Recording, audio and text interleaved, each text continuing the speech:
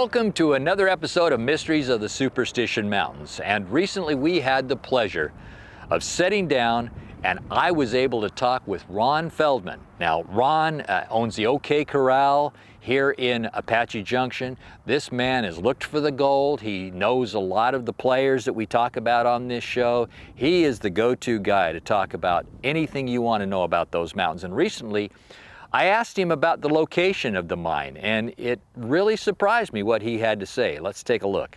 Ron Feldman, you are a gentleman I've been wanting to talk to for a long time, but we've never been able to really sit down and talk about the Superstition Mountains. It's kind of exciting to be here with you today, Ron, because I don't think there's hardly anybody around that knows the mountains as well as you do. You actually found something up there, a mine, or prospect rather. Can you tell us a little bit about that? Well, there's been many claims of many people that have found mines out, including the Lost Dutchman. Nobody can back them up. Nobody. We actually have historical evidence, documentation, that we actually have found a Spanish mine out there that we excavated under United States Forest Service treasure trove permit in 2004, 2005. It was headed off by the archaeological team, Dr. Glenn Rice out of Arizona State University. He was on our payroll, you might say. And so it was all well documented. It's not just Ron Feldman saying that, hey, I found a lost mine. This archaeologist... I've seen pictures of it. Yeah, okay. Yeah, but then again, too, and we'll get there, I suppose, but you might say the Lost Dutchman Mine itself could be included in something that I claim maybe I know where it is. Oh, but you're not going to tell us. I didn't say that. Oh, okay. You got to pick up my book and read it. I will pick up your book. Okay. I will pick up your book. I will pick them all up. I've just gathered all my books that I've had stored away for many years, including two that my family purchased from you, the Barry Storm books. Oh, give okay. me as gifts. Okay. Well, you can throw all those away. Okay. Because they're all lies. Okay. Okay. Honestly, some of the better books are the ones that have been written more recently, including mine, my son's. Jack Sanfelice has a very, very good book out on the Dutchman. But there are other books, too. They're more recent. Sim Zeeley's The Lost Dutchman Mine, one of the first. That's still, I consider, the Bible of the Superstition Mountains. I have that one. It's a phenomenal story. It's a story, and it's a book that took me to the Superstition Mountains. It lured me here. And Barry Storm's accounts, and I've got all the books, you know. But yeah, they're just a fun read. And so when you say a fun read, like going back to Barry Storm, because they made that movie that he sued over, that Lust for Gold. Yeah. You're just saying it's a fun read. These are conjecture. This is stuff that he's kind of said, well, this could be, but it's... Barry Storm, absolutely, I feel, he never found much or anything. He never found a mine, nothing that he could even call historical as far as I'm concerned. He wrote a good tale. He wrote a good book. Some of the things that are in Barry Storm's book, though, there's some historical information in there, but not anything that's going to lead you to the mine. Now, why would the more current books have more detail than something that was written 60 years ago or so, as far as up there? I mean, that would have been actually closer to the time. Okay, well, it's not that they have more detail necessarily.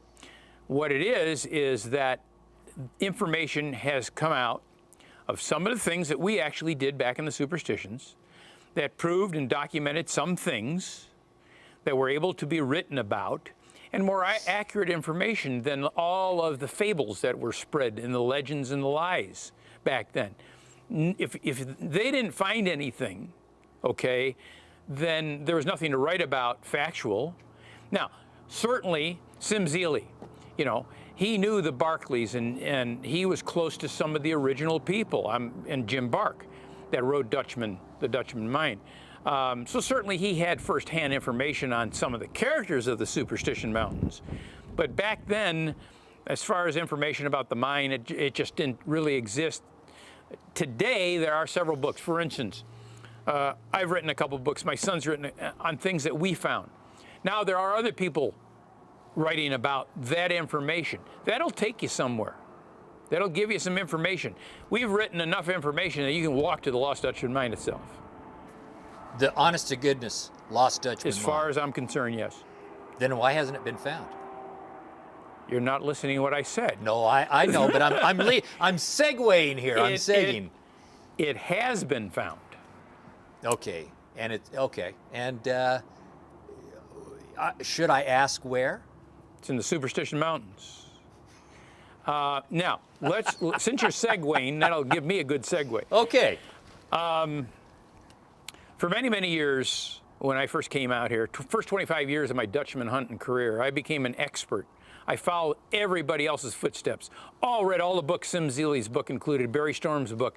I read everything, I researched everything, and I followed everybody else's footsteps on the west side of the Superstition Mountain, Weaver's Needle, Blacktop Mountain, Peters Canyon, LaBarge Canyon, and I became an expert on where the Lost Dutchman Mine was not. Now, I was lucky enough to get into some information in a manuscript, very detailed manuscript, by a man named Ted Cox, who was probably the man that knew more about these mountains and history and people and locations than anybody I've ever known in my life. Unfortunately, he was dead by the time I got his information, but I knew his wife and son, and they essentially turned me to all his stuff. They gave everything to me, and I studied him for 2 years. And when I read it through it and studied it, he was so different. He led you to the east side, not the west end. Now, when I say that, I'm talking about, let's say, anything east of LaBarge Canyon, you're getting into kind of the east side of the mountain, okay? Well, it was so different that I said, oh my God, this guy, he's nuts. He doesn't conform to everybody else's information. So I decided, okay, let's go out there and let's do some research. I found everything he talked about. And, you know, here's the thing. Gold's where you find it. But if the right geological conditions don't exist, you're not going to find the mine. You're not going to find anything as far as mineral, okay? On the west side, there is no geological evidence for even the ability for gold, silver, or anything to form. It's not conducive to that. The quartz is wrong. On the east side, you're getting closer to Superior, Miami and Globe, the mining companies, and Silver King too. And the geology starts to change. And when you start researching, the east side was heavily mined. A lot of silver and some gold too came out of those mountains. So, does the Dutchman Mine exist? Yes, I'm telling you it does. Where is it? It's in the Superstitions and on the east side, where gold could have been deposited, not on the west side. Well, there is a story, there's a reason why everybody has searched the west side, but the east side is where it's at. All right, so when you're talking about the east side, are you talking about places like Queen Valley, you know, areas like that? You're getting over there, yes. Okay, and yes. you have the Dutchman, or he was German, but yes, right. The Dutchman, Jacob Waltz, who was in his, late 60s, yeah. early 70s? Yes. And he was located in Phoenix. Correct. All right, so how long would it take Jacob Waltz to go up there? 3 days, a week? Well, that's a very good point. And understand that at that time, 65 in, let's say he was, that's an old man. Mm-hmm. Maybe not so much today. And then he's riding or dragging a burro or a mule through hostile environment, either summer heat or the Apaches or whatever, or other miners trying to kill him. How many times do you really think the old man got out to the mine? I'm going to tell you he wasn't out there more than 3 times. It was a difficult trip, a very difficult, very dangerous trip back then. So consequently, I don't believe that he got back there very often. He didn't have to. And a lot of times, what people don't understand too, is where he actually entered the mountains from was he'd go to Florence.